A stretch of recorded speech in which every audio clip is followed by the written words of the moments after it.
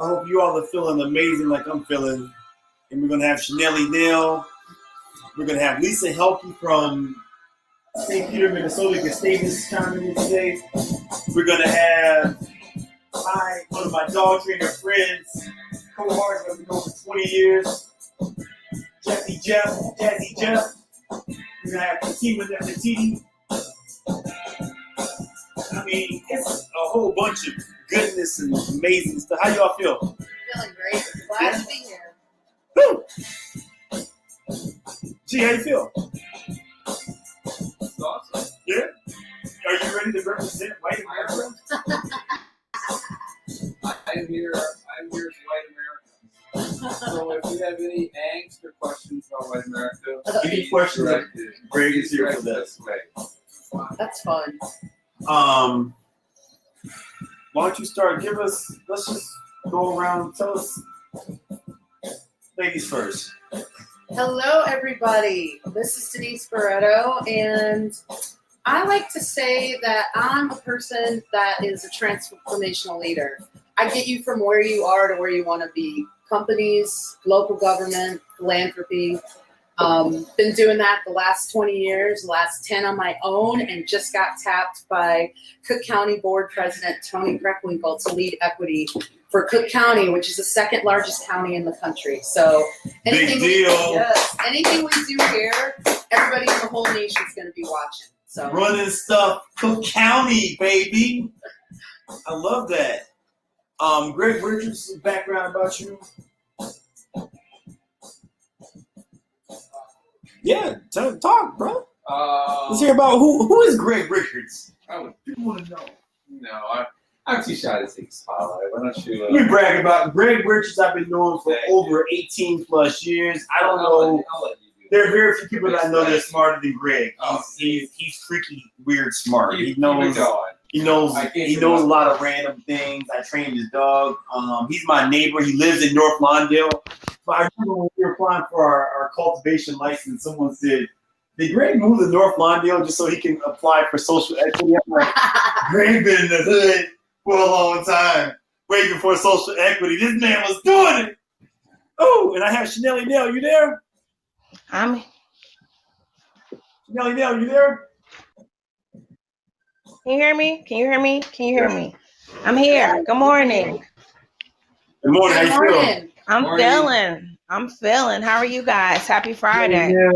Chanelli Nell is super amazing because she's I met her. I trained her little dog Bentley Bent, and Bentley is a cute little furry golden labradoodle poodle. Golden doodle. Mixed with all kind of other good stuff, and we are all here together because we are all connected through dogs. Newly connected. Denise is newly got a puppy. She's babysitting. How's that going for you? You know what? It's good. I feel like I'm back in newborn days. So I did have 2 children, and I feel like I'm in newborn days. Oh gosh, yeah. Like the 4 a.m. calls, the 2 in the morning. I'm like, dude, we ain't coming for you, but we do. And Chanelli is the expert of being a dog mommy. So if you need some tips on dog mommy 101, I have already been texting her. She'll tell you. Denise, now if you want a spoiled brat, I'm an expert at that, but I don't know about the training part. Bentley is a spoiled brat, okay? And he walks around with his head high like he knows what's gonna happen. That's awesome. Well, I would say we listened intently to the day that we picked up the dog, the class that we got, which was like a master class, giving us instructions on I was like, keep your head up. Breathe like this. Don't look down. It worked because we have all those habits, and the only thing that we haven't kind of figured out is he likes to chew on our feet or on our hands. So we're like, no, don't do that. You're not all hardcore. They say get toys for that. Like get toys for him to chew on. He destroyed a tennis ball. We have ropes. He doesn't want toys. He wants like my ankles. I want you guys to set up a mommy doggy date. Greg also too. Back in the days, we did that through our beloved Allie Bear. We lost Allie Bear. How long has Allie Bear been gone? 14 she passed. So He loved Allie Bear. So you know, Toriano shows tough love. He's not as mushy as the ladies. That's exactly what he taught us. And 2 out of the 3. He's like, why are you petting him? Why are you cuddling him? I'm like, it's my baby. What do you mean? show tough love people, because I come across. I mean, I've touched over 10,000 dogs. I would keep them all. I have 10 dogs, so it's like I can't get rid of them. I'm trying to pawn dogs off on Greg every chance he gets. And cats. I love them more than anything. So today we want to talk about. We're going to highlight Denise B's leading us because she is Brainiac extraordinaire. And I want to just jump right into it. This has been George Floyd week, and the thing that we're experiencing right now. And Chanel, I want you to chime in here, and also too, Jazzy Jeff, one of my dog trainer buddies. He's been training dogs for as long as me. I consider him a mentor. He's a bad brother when it comes to training dogs. Him and his wife Julie have the Midnight Circus. They travel around the city, doing the circus in impoverished areas. He's going to be joining us. White male point of view. We have Lisa Helke from Minnesota. She's going to give us a point of view what's happening up there. And Lisa, also too, dog lover. We're all connected through dogs. That's why we're here, because dog lovers, we have to talk about what's going on in the world, because if it's affecting us, it's affecting their dogs. Their dogs, the final manifestation of what's going on in your life. And I can't train a dog if my brain ain't right. That's why we're here doing these podcasts. This is therapy for me. It's more for me than for you all. So help me out with some therapy. But right now, what people are talking about is Breonna Taylor not getting as much attention as George Floyd. I'm reading I have different social media, so I've been seeing that's been happening. That's hurting my heart. So how do you feel about that?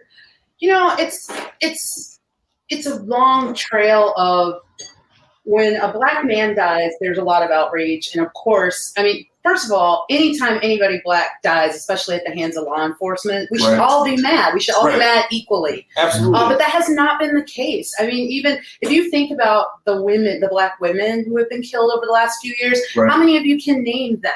Right? There's very few people. Sandra Bland. Well, and Sandra is an example of we had to build the case for people to care about that. Just release. And why is that though? Why you said never hard? You said that we had to build the case. Yeah. Well, I'm not the expert on this, but I have been studying it for the last 6 or 7 years. It just falls in line with a lot of other things. When you think about the patriarchy in general, there's a lot of that in the black community too, right? Like we exalt our men, and in a way that I think can be unhealthy. And it's like this level of mourning is only warranted if it's a man. Chanel, how do you feel about that? I mean, I've always felt that this happens every day. And my heart went out to the others, because I felt that they were going to feel like, okay, when, Sandra or Eric or Trayvon, we had all of this in the spotlight. It wasn't this big. You know what I'm saying? So I hope that they're not feeling that type of way. I mean, one of the names. I think it's almost like this is the straw that broke the camel's back. Like, okay, now we're speaking up. You know what I'm saying? And not that we haven't, but we're a little bit more louder than we have for the other cases. Well, I mean, there was a case in Chicago, Rakia Bird, like people, and I mean, similar situation. Her family called the police, and it was more of a wellness check that went wrong. And you think about the woman in Texas, Aitana Jefferson, who was shot when she was playing video games with her, with her nephew. Again, the door opened, her neighbor called a wellness check. I remember these names because I work in social justice and I'm doing this all the time. But even in our talk around this room, when we start naming the names, we all remember all the men's names, but it's really hard. Let's get a man's point of view. Let's get a white male's point of view, white American. Greg, I mean, what's your outside stance? Because that's the thing too. Because white America's almost even saying, "Hey, we're tired of hearing any names." For me, the difference between George and Second is ultimately the video and the graphical nature and the 8 minutes and 41 seconds of George. I think if there was somehow a video context of Sandra, that there would have been almost an equal amount of rage. Maybe, but I think you're right. Maybe there's the patriarch scenario where the men are placed. Are you saying one's better than the other because of I'm saying one's more certainly graphic than the other. And he means George is more graphic than Sandra. It's like more visual, yeah. He has video of her getting shot 8 times in her bed. And he, you make a good point because he said Sandra. Nobody got mad about Sandra until the not the body cam, but the dash cam. When the dash cam came out, Sandra, and you saw the way the cop roughed her up and made her get out of the car. You're right. That's when the difference was made. When they first found her in the cell, that wasn't what people were talking about until we had the video. And so I think he's onto something. With Brianna, we don't have video. There was no body cams on. They just busted in her house and killed her. And everything is always focused on social media. So we get a ton of our news from social media. So, if I'm not watching the news and Facebook is all that I have, who would know of the other names that isn't kind of floating around? Are we saying if you get murdered, then you need a great PR person? You don't. No, you don't. But social media definitely plays a part. It does. It has an impact on it. Well, that's why our various people were brought to justice. And you remember the story of that was there was no video, but the guy who released the video thought he was doing it to help the men who had shot him, who were, the guys who hunted him down and shot him. That video is what, the authorities saw the video, and that didn't change their mind. It was only when we saw the video, and everybody's like, what the hell? We need to do something. That's when, they were. So are we saying then it's not necessarily that one's better than the other, or that it's a battle of the sexes? It's just the fact that George Floyd was caught on video versus Chandra not getting caught on video. George Floyd also had a video of other police not doing anything or participating or stopping what was a tragedy in progress, and they were merely bystanders to a horrific homicide. So, this video transcends the death of the individual. It also speaks to the larger culpability and an ineptitude of urban police that's that institutional racism and brutality. Almost like his death speaks louder because of the lack of action, because of other police that were literally right there. Well, it also it shows you the cultural phenomenon. Like those of us in this space have been saying that for years and years and years. But this is the first time I think we had evidence of it, video evidence of, because people will go over the trip over there. I want to throw this out there for everybody. Yeah. You know what I just thought about? Okay. And I'm putting this out there to all my people. And thank you for everyone that's watching, everyone that's out there. We're on Podbean Live, people that hosted are there, people that are on my Wolfkeeper University Instagram, my Montgomery Black Instagram, my Facebook Live. And here, I'm going to ask a 5 questions. Dr. Martin Luther King, right? 2 questions. What was his mom's name, and what was she known for? Alberta King, and I think she was known for getting killed in the church where she was playing the piano. Absolutely, and a lot of people don't know that she was assassinated. Basically, yeah. I mean, did you know that? No. Chanel, did you know that? No. Well, I mean, we had this conversation before, so yeah, before you told me, then no. Before me telling you that, you didn't know that. Right. No, and that's what I'm saying is that a lot of people aren't aware that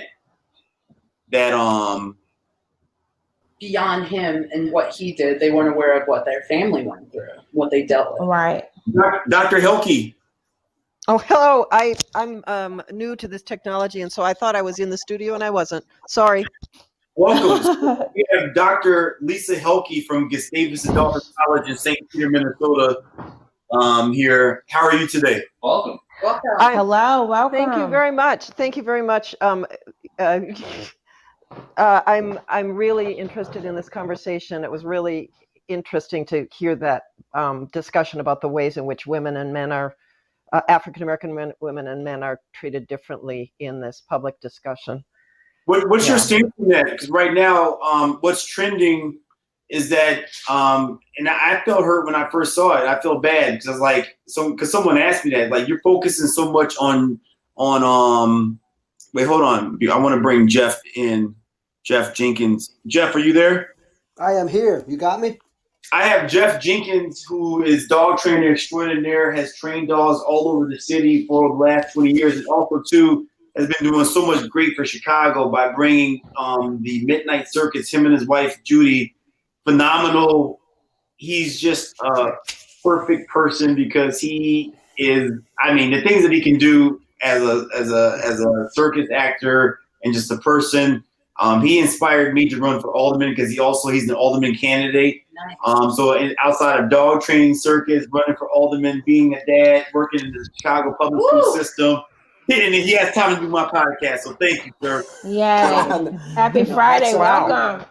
I want to bring it back. Jeff, I'm going to ask you the same question after I asked Dr. Lisa Helke.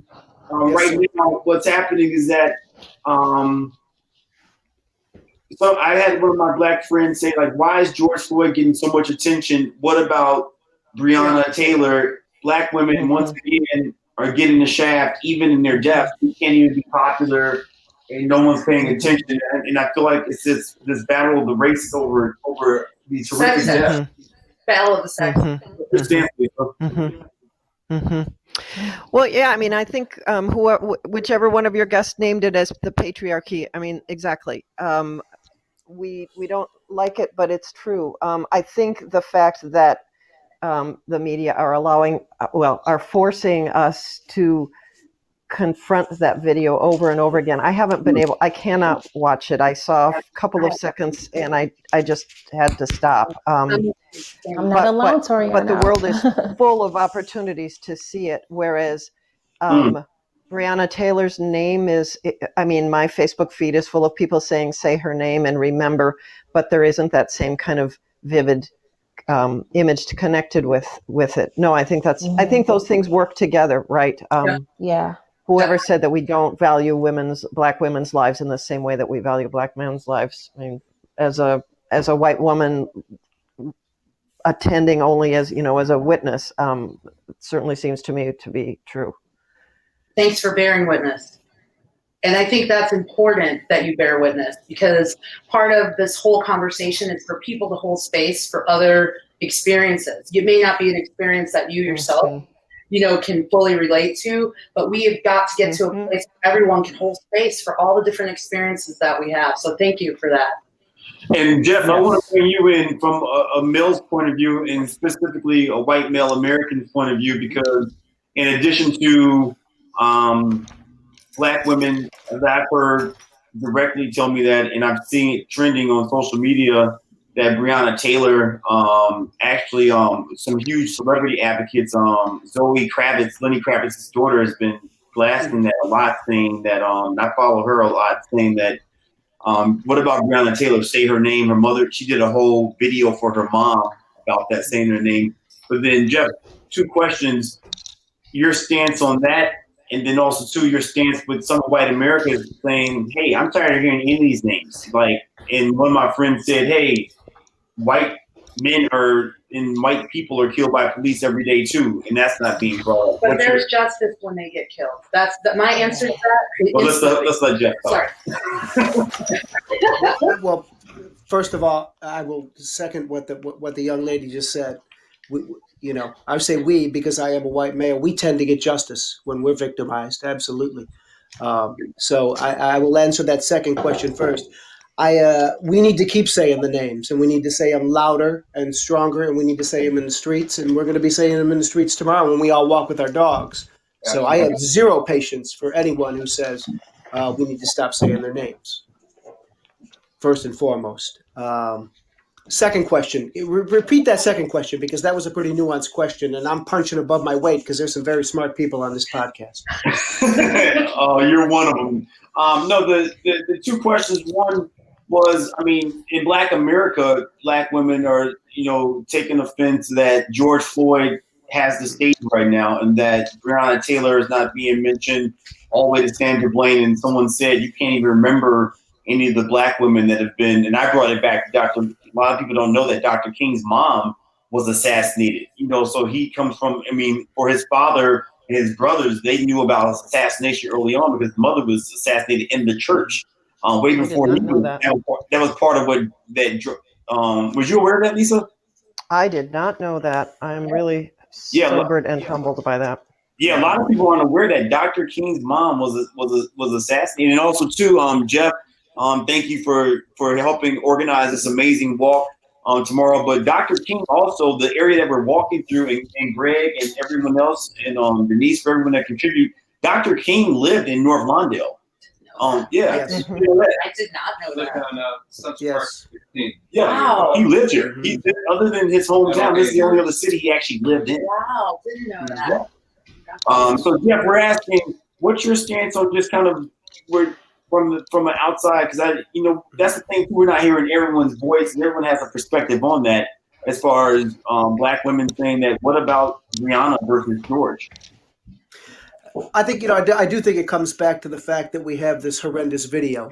The power of social media, for better or for worse, is a real thing, and I think you see it every day when you tune into, whether it's television or online, as so many of us are. You see that horrendous video again and again and again, or at least still photos of it. I think that has a lot to do with it. And I will say, as someone who founded a community-based art organization with his wife, in general, I believe as a society we value men more, and we shouldn't. And I go to great pains to say, when people say, "Well, what you do with the circus, Jeff, is great," bringing it to communities all across Chicago, and I say, I put the tent up, but the real brains behind the organization and the one who makes the magic and really knows how to reach the audience is my wife. She just happens to not be in front of the mic as the voice, because she is the unsung hero of it. And I just think, as society, we got to do some real thinking, some real internal thinking about the value of women's voices and women's input. Because I am one half of a organization, and it would not be where it's at without the power and the strength of my wife. And I think that is true in this case as well. And you guys, have you noticed all week we've had husband-wife teams. This is like how long? Yes. Yep. Wait, say that again? How long you guys been together, working together with the circus? Well, we got together in 1998, and the Midnight Circus was started in 1990. We actually, before we got married, we started the circus. We officially got married in 98. So that's beautiful. And we Chanel, we got to do a show of couples working together in the dog industry. I know. It's like every power move is behind a couple. I like it. I love it. So I want a question that I want to ask. I'm so glad to have everyone here, because Lisa, I want to ask you this question is from 4 parents, right? Because everyone here has kids. Denise and I both have freshmen that are about to attend college. Jeff has teenagers that will be going to college very shortly, and then Greg has future college kids, right? So Lisa, I'm going to lead the question. I'm going to lead with my question, and I want Denise to ask a question. I want Greg to ask Lisa this question, and then Jeff, I want you to ask Lisa this question. Lisa, we're putting 4 people on you right now. We're putting Lisa's my favorite professor. She's a professor of women's studies and philosophy at Gustavus Adolphus College, one of the best colleges in the world. Go Gusties. But I'm heartbroken with what's happening in Minnesota. You're in Minnesota. My son's in Minnesota right now. But Lisa, I can't help but be in my mind about sending a Black child staying in Minnesota right now, I've convinced him to go to Gustavus Adolphus College because I love it, but it's a predominantly white college. Yep. I want you to just jot that question down. So, Toriano, this is why Black kids should still go to predominantly white colleges in Minnesota. And then I'm going to shoot over to Denise. What's your question? Why should this is regarding your college kid going to a school in Minnesota? Well, and I do a lot of business in the St. Paul area. How do you send your kid anywhere right now is actually the question I say. Yeah. I've prepared her, and I know I've done my job, but she wants to go back to LA soon. And I'm kind of like, maybe you should stick around here. What do you say to parents? Because we're entrusting our parts of our hearts with you. That's a lot of pressure because you're a professor / counselor, really. Yeah. Jeff, what's your question? Oh, I lost Jeff. Jeff, come back. Where have you? Okay, I think I'm back now. You got me? You're back. All right. The question, Jeff, why? Yes, sir. You're sending your kids off to college, and how do you we're using Lisa as our sounding board because she's in Minnesota. She's a professor. So that's a big question for a lot of parents right now, as far as thinking about sending their kids to college. Mm-hmm. Well, my son is he's going into his sophomore year of school here in Chicago public school system. I would.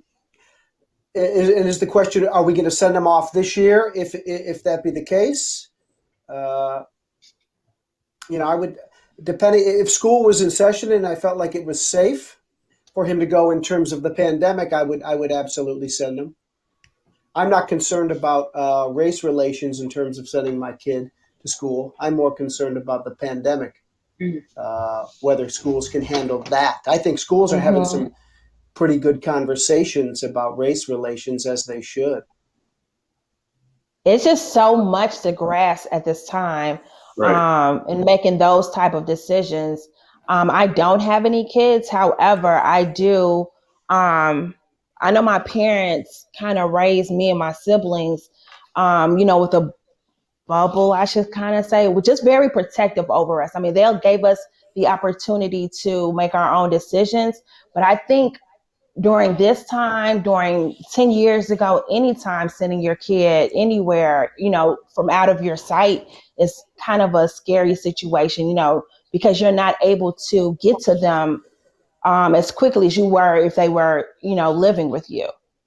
Let me say, so, Greg, I want to bring Greg in because your kids are 9.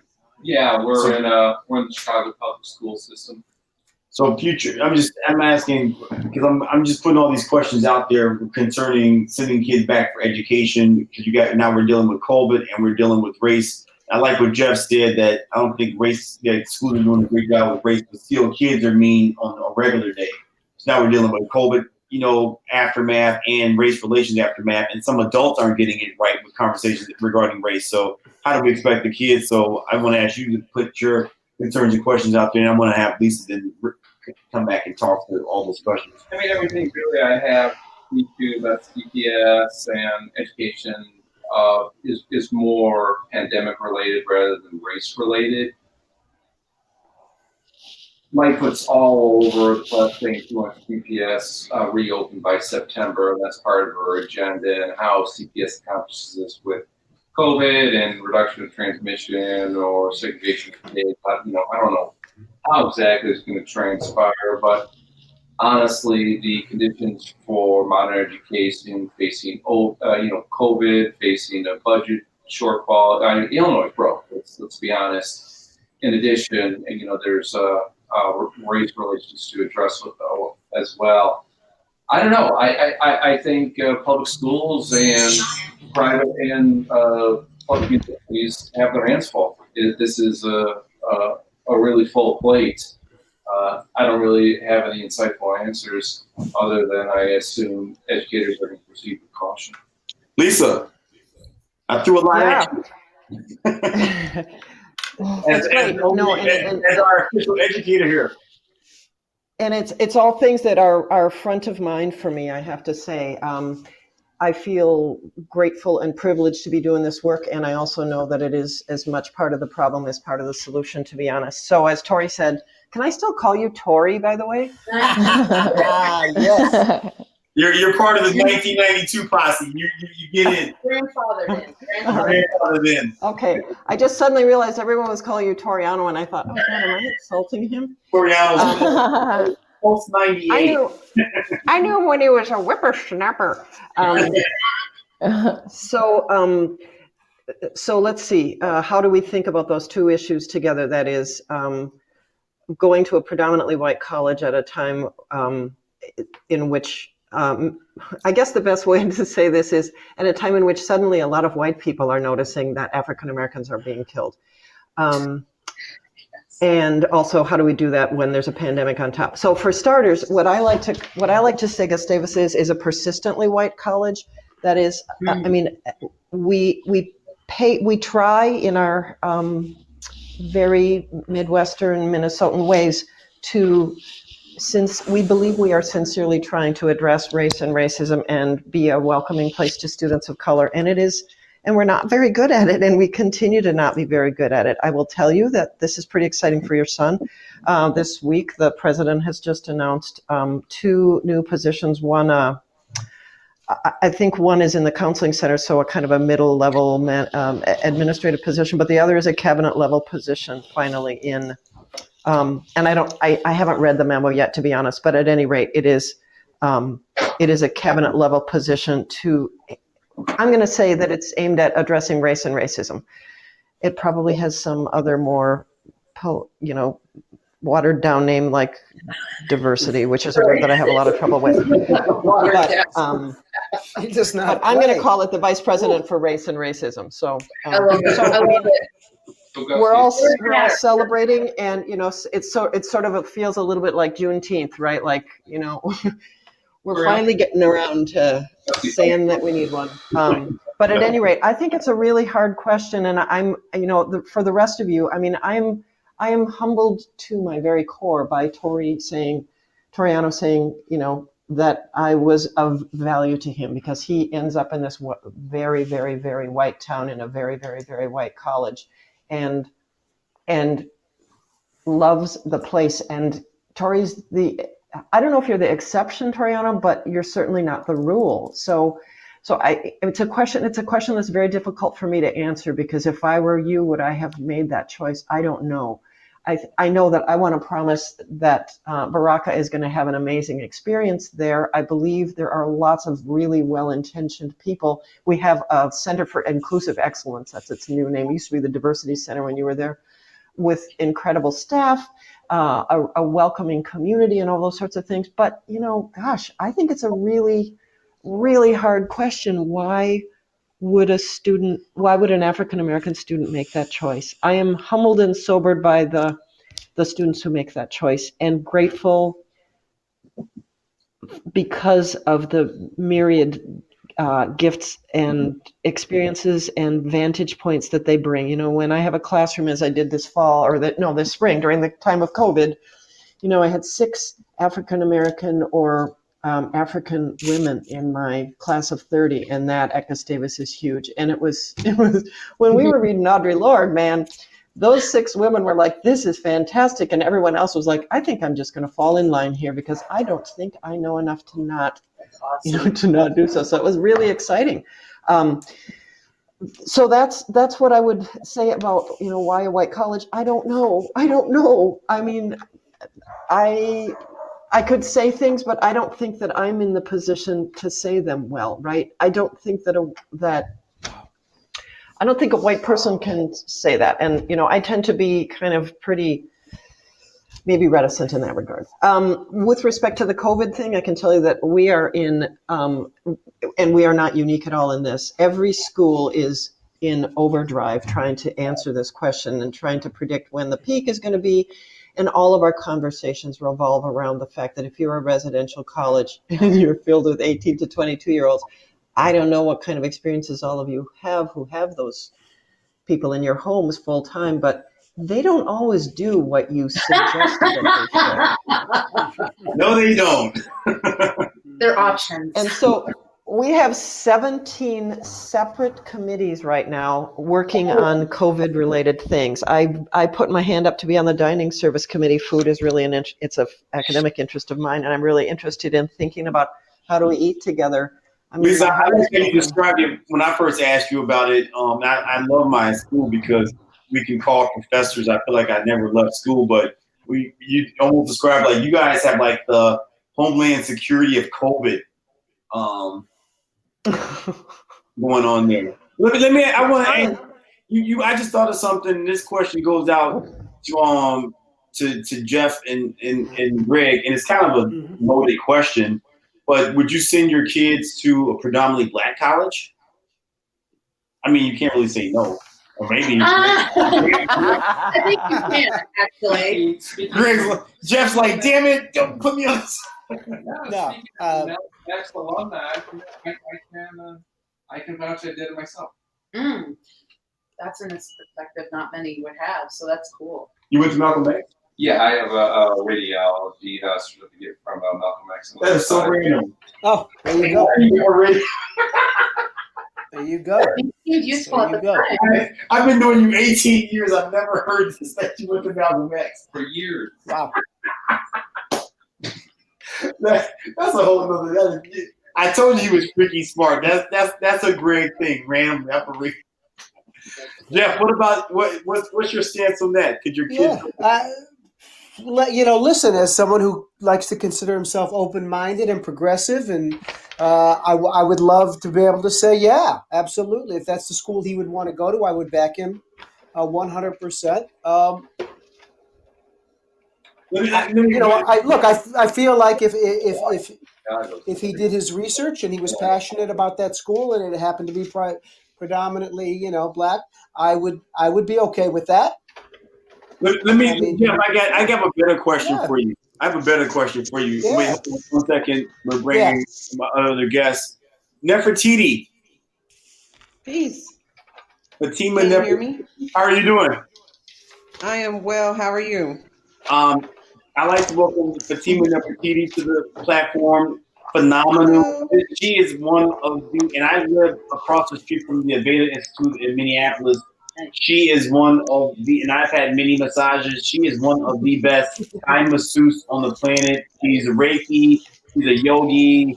She's a nutritionist, and she served our country. Thank you for your service. She's a veteran, and we met because she came to us because we trained her service dog. So everyone on this platform has a dog. I want to ask you tons of questions, Fatima, but I have to ask Jeff the question. Want everyone to chime in when I'm about to ask Jeff, because it's really related. We're gonna have to get her on the show.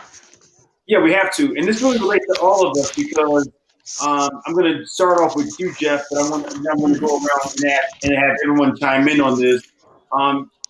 Jeff and I met in 2000 because we would travel to, at that time, and I haven't been over in a while, which was a Latin King gang-infested area to train dogs off of Belmont and Cicero, which at that time was like cars were getting broken in, but we still wanted to train our dogs.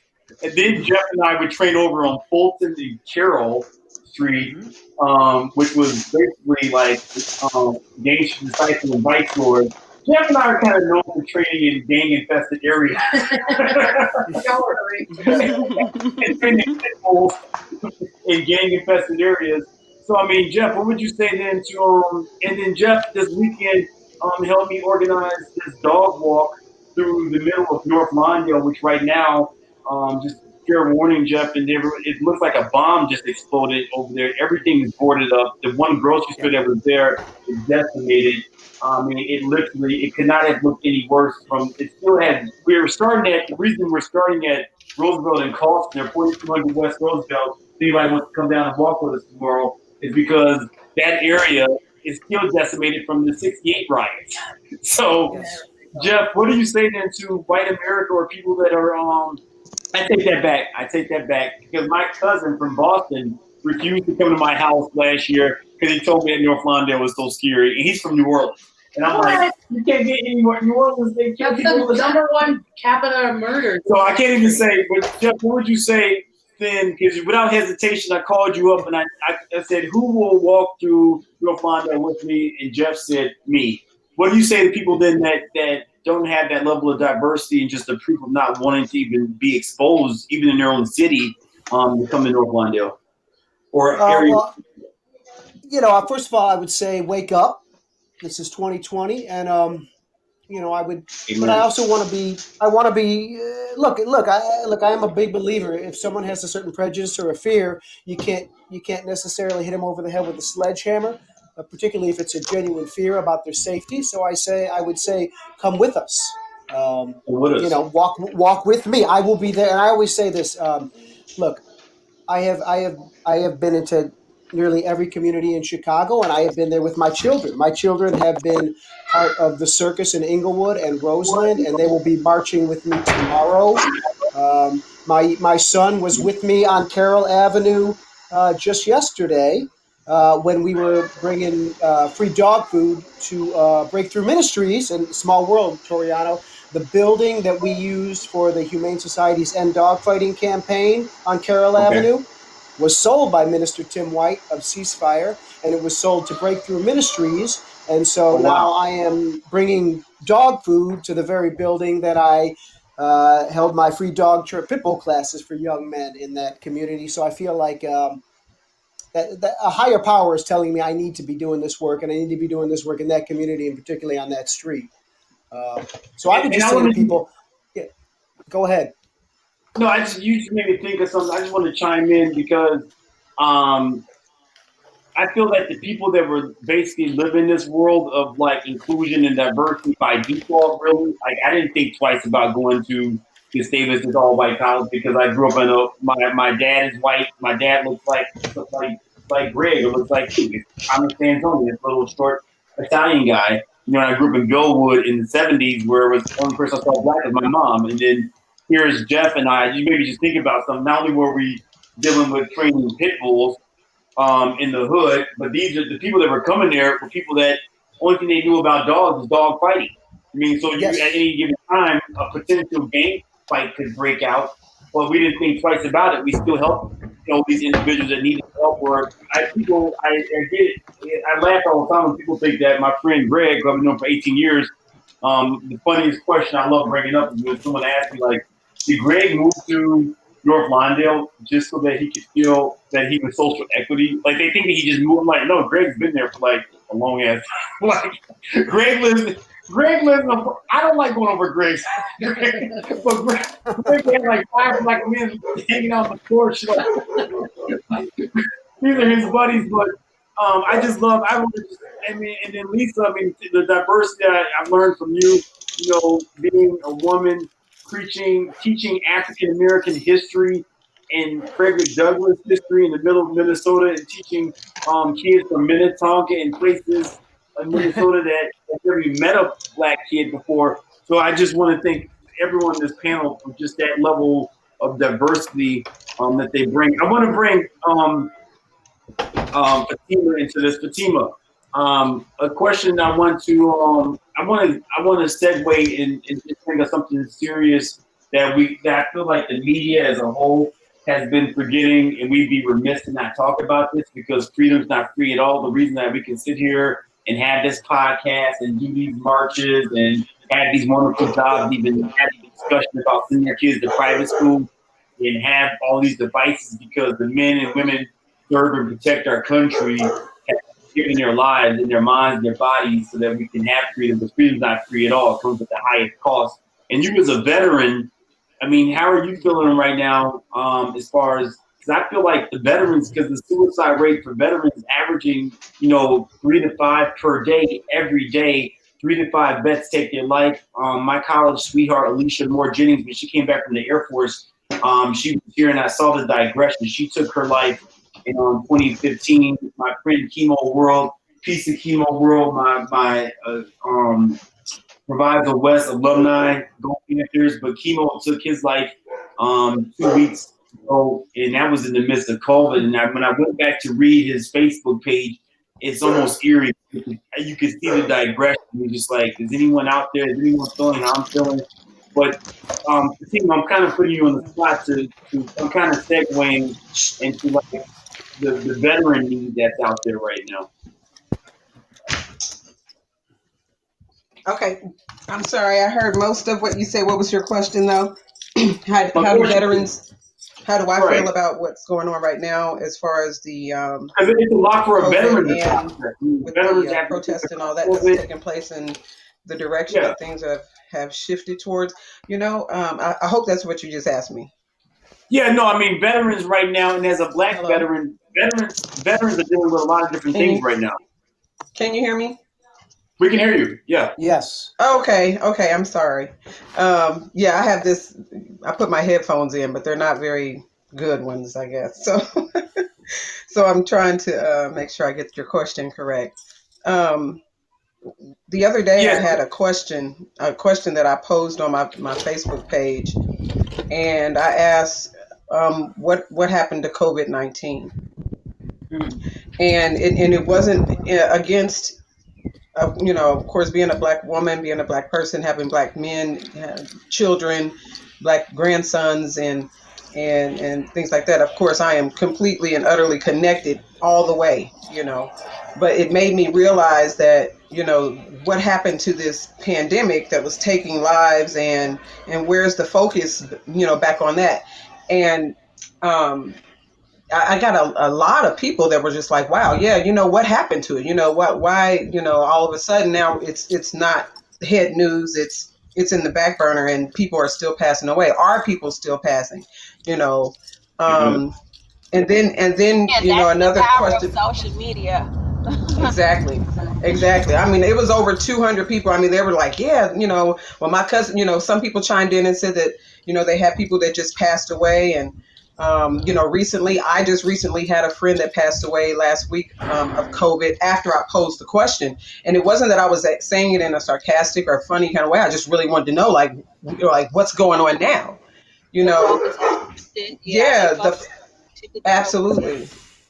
Absolutely. But it's absolutely necessary, that we were redirected by this. Normally we redirected by something else. Right. But this movement, this global movement that's happening right now is something that it puts us so much in the forefront that we forget about those other things that were standing already. Suicide amongst our veterans was standing already. Anxiety and PTSD was standing already. Was already something that we were dealing with. Even being Black in America, that was something that's been standing. So this is nothing new to us or for us. But it's like we can't. Why do we forget? Why do we have to have such traumatic happenings to happen in order for us to pay attention to what's really going on as people, not even as a government, just as people living in this life, in this world every day. Like, why is it that we with these blinders on, and as long as my family's taken care of, then everything is good? Well, no, everything is not good, because your family has to live out here in this world along with everybody else who's had that same frame of mind. And now everyone's in this box. Not saying selfish is a bad thing, but selfish and selflessness, it's just totally different things. But I think the perspective is that each and every one of these happenings deserve its due, diligence. Each, Sandra Bland and Breonna Taylor and as well as George Floyd and Tamir Rice. I mean, we can go all the way back to the 1996 Rodney King. I mean, we can go further. We can go as far back as you like. But each and every one of these situations and these happenings and these ongoing things that we have, everything needs to be addressed. And now it's just coming out all of a sudden like a big rush to everyone. But these are standing situations that's been taken care of. I mean, that's been going on forever. So now it's not, we have our millennials, our Gen Z. They're like, hey, check this out. We're going to make a change, and we're going to stand for this. And you people either come along with us, or you're going to get left in the dust. Right. Because we stand for LGBTQ. We stand for equal rights. We stand for civil rights. We stand for all these different things. The youth is coming with such a strong fist that they're saying, hey, guess what? My friends are everything. My sons have friends that are every nationality that you could imagine has come through my house, and I love it all, because I welcome that, because it's that diversity that keeps the minds of our youth and of our people open. It's that diversity that when we have times like this, that people march alongside of us that don't look like us. So it's that diversity that we teach our children that, yes, it's okay, go out and have a good time with your friends and your family, with your friends from school and all these different organizations. I'm sorry.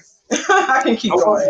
I want to ask you, and I'm going to ask LiveDenise, what can we, because we all have different superpowers here. We do. Jeff has superpowers because he's dealing. With, he's going to be out there in the street with me. Greg, we have our initiative. Everyone, what kind of person? What do you see that vets need the most help on right now? Because as you say, a lot of these things were already still standing, and vets struggle every day with especially my biggest problem with the pandemic for the vets, because we worked really hard to get the vets to come outside to stay social. That's why we got them dogs to the dogs. So a lot of people that have truly been social distancing and veterans that have been inside have had a really tough time. So then what can Americans do to support their veterans right now? To support the government? The veterans. The veterans? Oh my gosh, live in your purpose. Live in your purpose. Every one of us has this desire to do something that we aren't doing or we are doing. There's this desire, like my desire, I'm a yogi and I'm a meditation guide. I'm a wellness coach. I do everything that has to do with holistic living. I'm not a protester. I don't carry a sign. I'm not I'm not a politician. But what I am is a person who believes in growing fresh fruits and vegetables, and knowing my community who has urban gardens and can feed other people who are underprivileged. My thing is getting connected with your community and staying involved in that, and getting your children and stuff involved in that. That also opens up the opportunities for veterans to come in and be a part of these different community activities. I think as long as living in your purpose is the main thing, because I think once you get to that space of knowing, that's when you leave yourself open to discovering and creating new ways and new ideas to be a help. Absolutely. Okay, let me ask Denise. And I also feel that everything that we're going through right now, it's the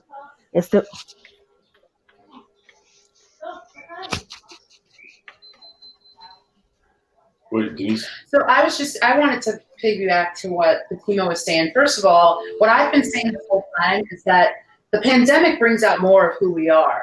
And so you think about it, whatever was going on before the pandemic, this makes it magnified and multiplied and all of that. So that's one. And then I would second what she said. Everybody can't do everything, but you need to stay in your lane and do something. Right. What I think this time has required is that it is no longer okay to do nothing. Like the things that are going on in the world call for everybody to find a place, and not everybody's going to be in the streets marching. Not everybody. You know what? I write checks to a lot of things because I can't always be in 15 places. I use my voice whenever I can. I think what she said is spot on. All of us have gifts. All of us have superpowers. What's no longer acceptable, and this is really to white America, because you are the ones who are just waking up. I have dealt with this. It's like welcome. Right. When everybody's so upset, I'm like, what the hell? I've been feeling like this and fighting these systems, and these systems are so flimsy that they're falling apart right now. So we don't even have to fight. We just have to be ready to lead and do something with. So that's all I wanted to say, and I'm so glad to be here with all of you. And I hope that every person that's listening out there in Wolfkeeper University land will take to heart, like, don't compare yourself to what your friends are doing on social media. Don't look at what we're doing.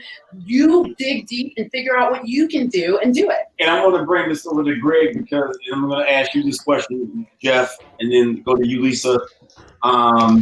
Because I don't want, a thing too, someone posted, I read and I listen to all different feeds, Republican and Democrat, and then someone said, hey, don't give me this whole white privilege and this and that. No, I didn't, because some people, they come to me like, I legitimately didn't know. And I don't think it's fair to tell someone like, hey, that's stuff that you didn't know. I feel the education system has failed people on both sides. Whether you went to private school or you went to a terrible public school with inferior education, people truly aren't aware of a lot of just different things that are going on. But I can say firsthand, because I know everyone here personally on so many different levels.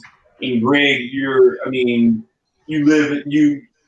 can't get any more social proof than you, because you've been living in the hood with us way before any of this, just because that's what we do. And we So, MLK's come up about 3 times in this conversation today. We discussed, his mother, and they lived actually the only other place outside of Tennessee in west side of Chicago. So I wanted to share a quote from MLK about Chicago, and then just discuss time context. It says, afterwards, being told reporters, I've been in many demonstrations all across the South, but I can say I've never been, even in Mississippi and Alabama, Chicago.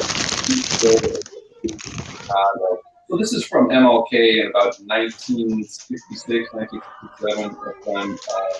Right. So the point of me saying this is systemic and institutionalized racism aren't an imagination. They are a reality and a manifestation of generations of hostility.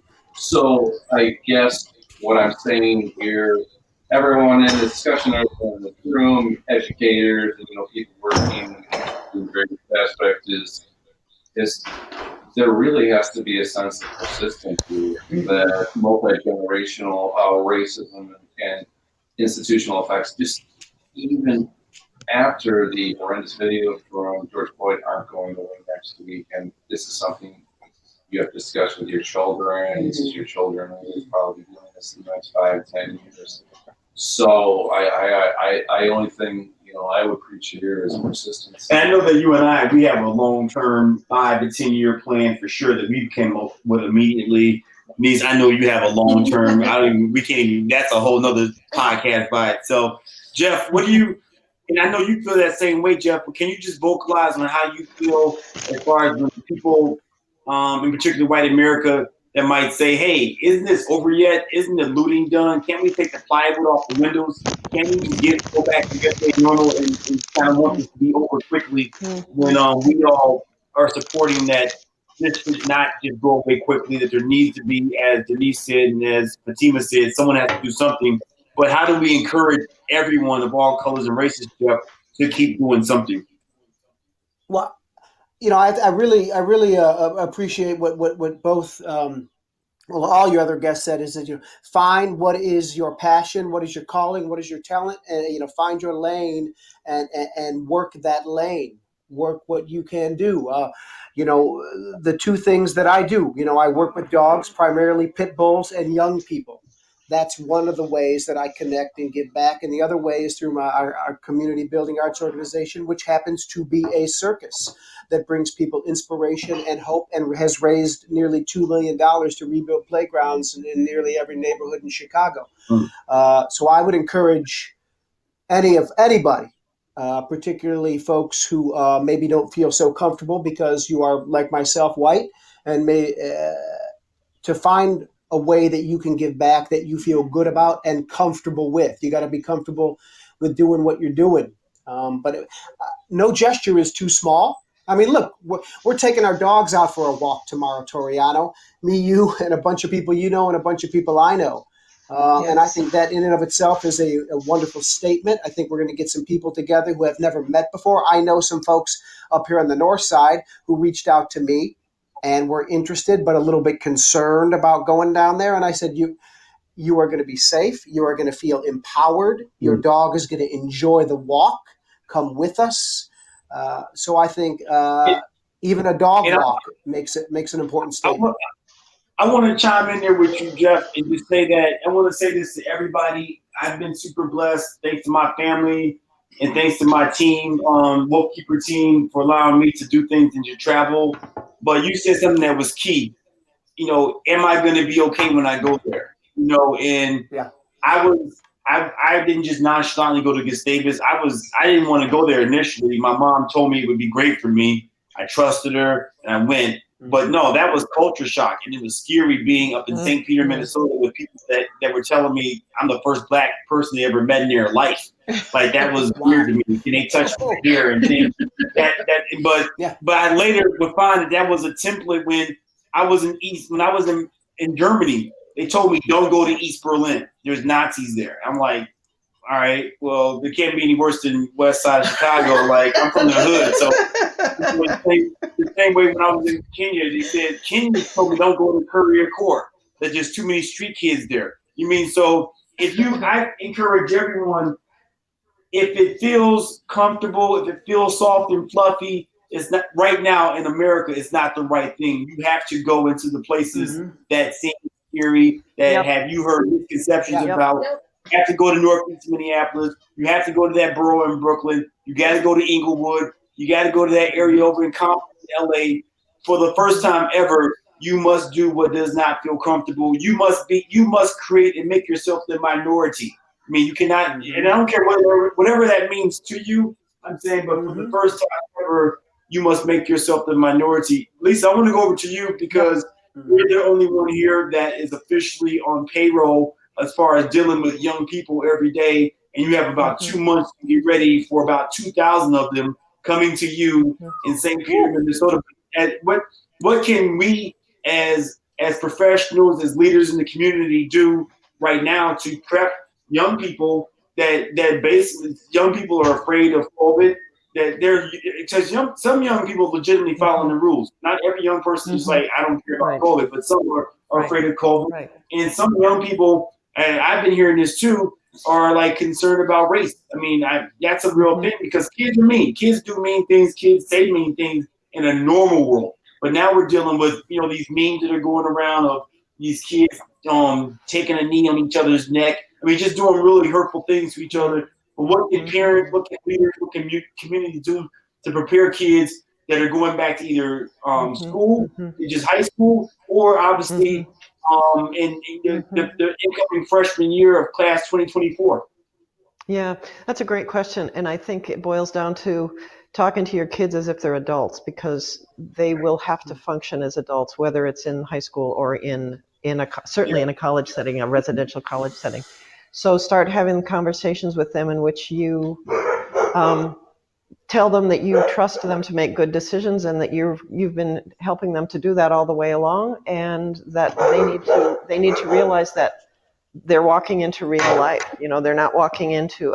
When we went online for the rest of our semester at about, I don't know, March 15th or something like that. And before that, I had been telling my students, I was teaching a class where the topic of the class, all freshmen, was moral quandaries. And the students are like, what's a quandary? Like, they're very black and white thinkers at that time. And they're like, there's a right answer and there's a wrong answer, and there's a good way to be a human being and there's a bad way. And I was saying, no, I want you to think about those situations that are really complicated, where there isn't a clear thing to do, and where like every choice you make is kind of lousy. And they're like, we don't know any choices like that. And then suddenly it was COVID, and they're like, oh, this is what a quandary is. So for them, I said, you've just gone from being in an internship to being, your boss just quit, and now suddenly it's your job, right? But my students were, they were essential workers. They were in nursing homes as aides. They were in grocery stores getting, spit on by the people who are like, there's no real COVID. So, I think anyone who thinks that, going to college isn't going to the real world just doesn't take seriously the degree to which the real world problems are right there. And they're definitely going to be there this fall, right? Helping your students to know that they ought to take the opportunities to have those conversations. I really appreciate what you're saying, Tori, about the need to go where it's uncomfortable. What I would say to, my white students is, you can be uncomfortable even if you're not in a minority position. So I said, I described Gustavus as persistently white. We really struggle to be a welcoming place for students of color and to have them decide that's the place they want to live out their career. My deal is, I think there's a lot of ways in which a persistently white college has more work to do, more opportunities to say, what does it look like to be a place where a whole bunch of white people are anti-racist in an active way? Well, shit, if we can't do it, sorry. Profanity is not allowed on this shoot. I'm sorry, Tori. If we can't make sense of that, if we can't operationalize that, well, then we're just not trying hard enough, because it turns out white people can be actively anti-racist. All we need to do is listen harder, for starters. And on that note, was kind of wandering. Sorry. No, that was a great way for us to bring us to conclusion. I want to do one last thing before we end this broadcast. Because what we need right now are heroes, and no one can be afraid to be a hero. And I told Lisa this morning, you said, "Wow, Tori, I'm glad that you feel that I'm just this person that knows all this information." I said, "It must be weird to be somebody's hero, and you're my hero." And what I want everyone to go around, if you were a superhero, who would you be? That's everyone's question. I'm gonna start with Greg. If you were a superhero, which superhero would you be? Cool toys. Come on, are you Batman? He's got a cape. He's got assistants. He's got a wealthy playboy lifestyle. Batman. And Greg is Batman. He's out there making a difference. I mean, he's got. He's took the guns out. It's Wonder Woman without question. Cool. She got the Denise tattoo actually of has a Wonder Woman. She was ready for this question. Oh my God. Do you have your feminine bracelets on? I don't have the bracelets, but I got being outdone. Not only is she Wonder Woman, she has a Wonder Woman hat. Boom! Boom! In your face, Batman. Jeff, if you're a superhero, who are you going to be? I will say this, and then I'm going to give a qualifier on this one. For me, it would be Captain America. It is my son is a huge fan of Captain America for all the right reasons, and it's because Captain America and the actor who plays him said this in one of the movies. He said, "I hate bullies." And that resonated with me because if there's one thing that makes my blood boil, Toriano, and you probably know this, is I hate bullies, whether it's a political bully, whether it is a bully out on the street, whether it is a bully because someone has more money than someone else. Bullies make my blood boil. We don't like and that's bullies. where me and Captain America align. I love that. Captain America. Chanel, if you were a superhero, who would you be? Oh, we lost Chanel. Queen Nefertiti, are you there? Yes, I am. If you were a superhero, who would you be? Sandra Bland. Oh, I love it. Boom! Yeah. I love it. Chanel, are you there? I love that. Chanel, I lost Chanel. I lost my co-host at the end of this show. If I was a superhero, who would I be? I got the S in my chest.